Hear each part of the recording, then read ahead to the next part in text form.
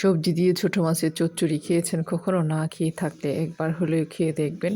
আসসালামু আলাইকুম সবাইকে। এই যে দেখেন আজকে রান্না করব ছোট মাছ দিয়ে সবজি। দেখেন এই যে ছোট মাছগুলা কিন্তু খুবই ফ্রেশ একদম গ্রামের পুকুরের ছোট মাছ। পাঁচমিশালি এখানে বড় ছোট একেবারে সবকিছু মিক্স করা আছে। ভালো করে এগুলা কেটে-কুটে ধুয়ে পরিষ্কার করে নিয়েছি। এখন হচ্ছে এগুলা আমি একটু আ লেবু দিয়ে পরিষ্কার করে আরেকটু ধুয়ে নিবো। লেবু দিলে হবে কি মাছের যে একটা গন্ধ থাকে, ছোট মাছের কিন্তু একটা গন্ধ থেকে যায়। সেই গন্ধটা একদম চলে যাবে লেবু দেওয়ার কারণে। আমি এখানে একটা লেবু খুব ভালো করে চিপে, চিপে দিয়ে দিচ্ছি। দেওয়ার পর হচ্ছে হাতে আমি ভালো করে একটু আ মোটামুটি এভাবে হালকা হাতে একটু এভাবে নেড়েচেড়ে, নেড়েচেড়ে খুব পরিষ্কার করে আমি আবার পরিষ্কার পানি দিয়ে ধুয়ে নিবো। তারপর চলে আসতেছি আমি রান্নাতে। আমি কিন্তু বেশ কয়েক রকমের সবজি কেটে নিয়েছি। ফুলকপি, পাতাকপি, আলু, গাজর, টমেটো সবকিছু। এখানে দিয়ে দিয়েছি পেঁয়াজ কুচি আর রসুন কুচি। এগুলা একটু হালকা ভেজে নিবো। এখানে ব্রাউন করতে হবে না। জাস্ট একটু সফট করে ভেজে নিলেই হয়ে যাবে। স্বাদ মতো লবণ দিয়েছি। এরপরে হচ্ছে আমি দিয়ে দিচ্ছি এখানে আ মরিচের গুঁড়া একটু বেশি করে দিতে হবে। যেহেতু ছোট মাছ, মাছ জাতীয় খাবারে একটু মরিচের গুঁড়া বেশি হলেই খেতে ভালো লাগে। হলুদের গুঁড়া দিয়েছি।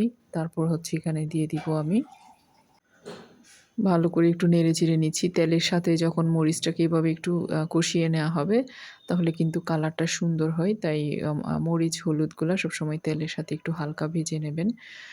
এখন আমি একটু পানি দিয়ে আবার ভালো করে মসলাটা কষাবো। কারণ মসলা কষানোটা কিন্তু খুবই ইম্পোর্টেন্ট তরকারির স্বাদ বৃদ্ধির জন্য। ভালো করে কষিয়ে নিয়েছি ২ বার করে পানি দিয়ে। তারপর হচ্ছে এখন আমি কাঁচামরিচ দিয়েছি বেশ কয়েকটা। টমেটোটা আমি আগে দিয়ে ফেলেছি। কারণ হচ্ছে এটা ছোট মাছ। ছোট মাছ হতে বেশি সময় লাগবে না। তাই আমি চাচ্ছিলাম টমেটোটা একটু সফট হয়ে যাক।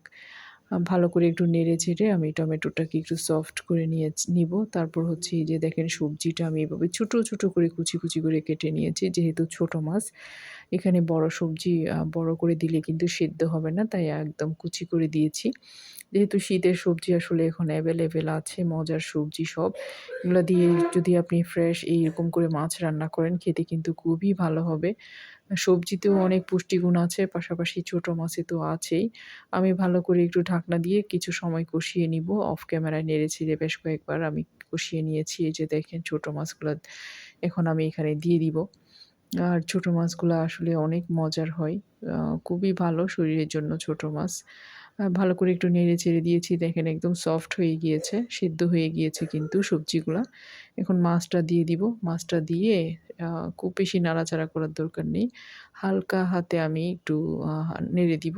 তারপর হচ্ছে কিছু সময় যখন একটু রান্না হবে তখন দেখবেন মাছটা শক্ত হয়ে যাবে। কিন্তু ১ম দিকে এই পর্যায়ে কিন্তু মাছটা নরম থাকবে। এই পর্যায়ে বেশি নাড়াচাড়া করতে গেলে মাছগুলো ভেঙে যাবে।